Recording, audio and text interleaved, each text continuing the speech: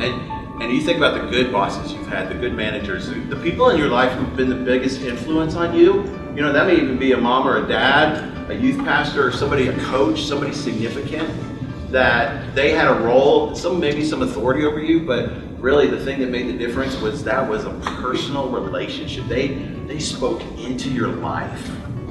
They estimate that by the end of 2018, 42 million people will voluntarily quit their jobs.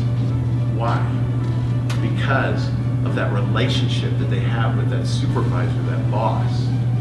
There's something going on. So the golden rule says do unto others as you would have them do unto you. But the rhodium rule says do unto yourself what will inspire the best in others. So what's so great about that rule? Well, that rule says and understands the power of example. That rule understands that I'm going to live my life in such a way that when people see the way I live, that they're actually inspired to live better themselves. That I'm going to be a good example rather than a bad example. Because ultimately, you have no control over what anybody else does. But you can be an example that they want to follow. And that, my friends, is real influence. That really, leadership is all about learning how, helping others, even yourself, to navigate toward what's next.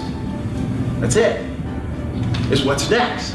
So it's authenticity, it's empathy. Yes, your position gives you a bigger paycheck, gives you a platform, gives you a lot more responsibilities and those kinds of things, but as you develop the influence, it's got to be more personal. It's got to be more of being yourself.